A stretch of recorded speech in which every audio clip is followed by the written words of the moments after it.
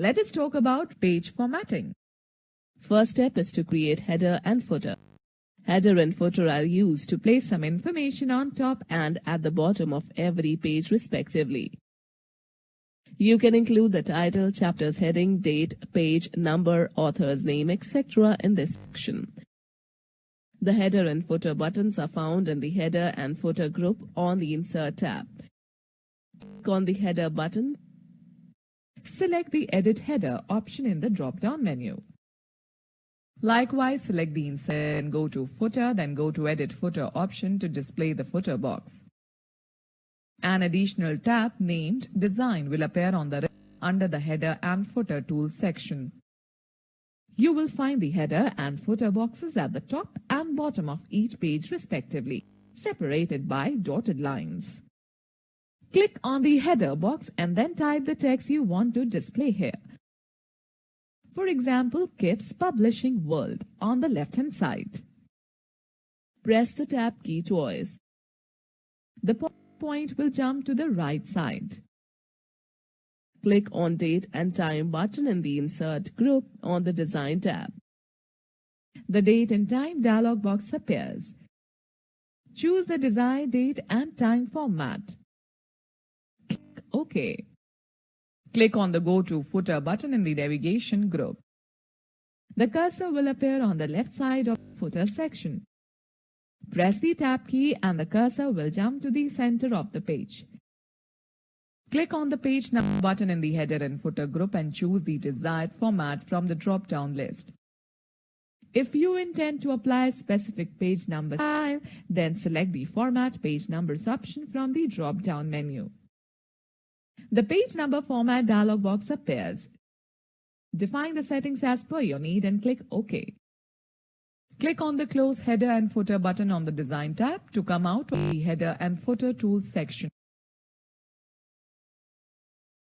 Word 2013. Click on the Insert tab, select the Header and Footer group and follow the above given steps to apply header and footer in a document.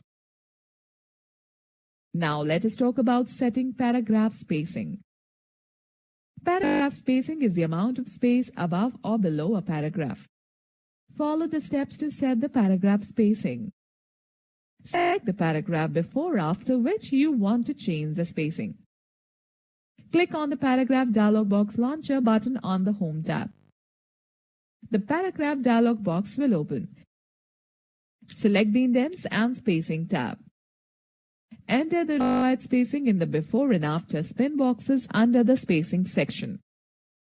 Click OK. Okay, students, let me share an important tip. To set more precise spacing measurement, click on Line and Paragraph Spacing button in the Paragraph group under the Home tab and select the line spacing options from the drop-down menu. The Paragraph dialog box will appear. Select any specified value for line spacing and paragraph spacing. Changing line spacing. Line spacing is the vertical distance between successive lines of the text in a document. We can also increase or decrease the line spacing between a paragraph. Select the text. Click on the Paragraph dialog box launcher. The Paragraph dialog box appears. Select the Indents and Spacing tab and then select the required line spacing option under the Spacing section. Click OK. Word 2013. In a similar manner, you can set the paragraph and line spacing from the Home tab in Word 2013. Inserting column and column break. When you type in Word document, by default the text is displayed in a single column style or in a paragraph style. If you wish to format the document in newspaper style, that is column style, Word 2016 enables you to create a document in 2 or more columns. Using column button. The easiest way to create a multi-column document is to use the Columns button on the Layout tab in the Page Setup group.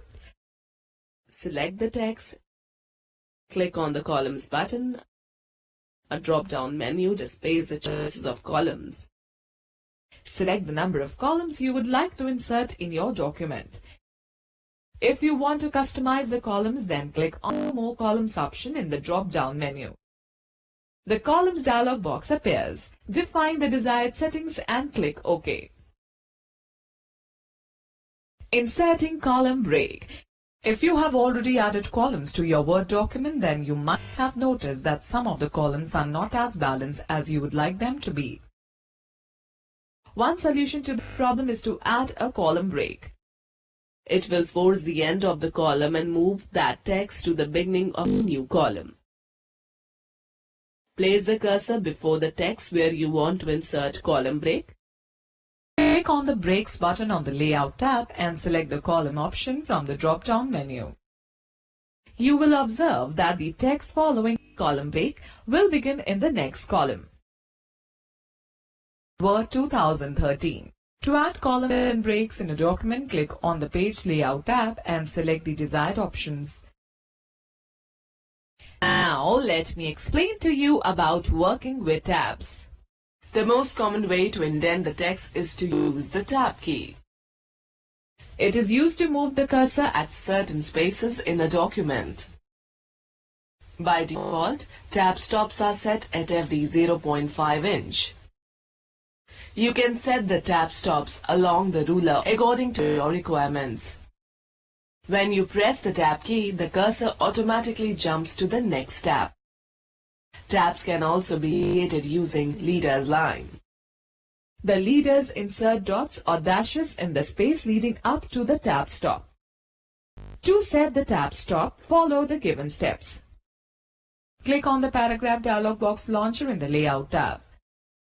The Paragraph dialog box appears.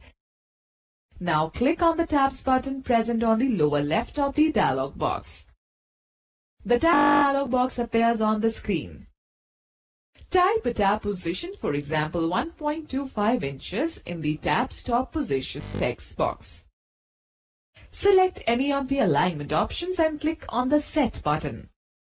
Similarly, set a new tab at 3 and click OK. Now press the Tab key. The cursor will jump to the next position where you have set the tab stop. Okay students, let me share an important tip. You can quickly set tabs by using the Tab Selector button present on the left end of the ruler bar in a document. Keep on clicking the button until it displays the type of tab you want to set. Then click on the location on the ruler bar where you want to set the tab.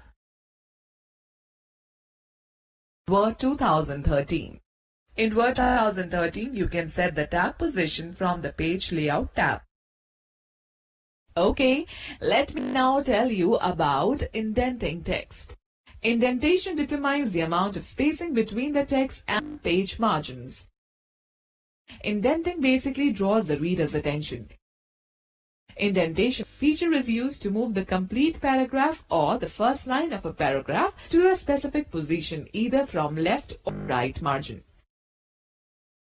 Select the text to be indented. Click on the Increase Indent button in the Paragraph group on the Home tab.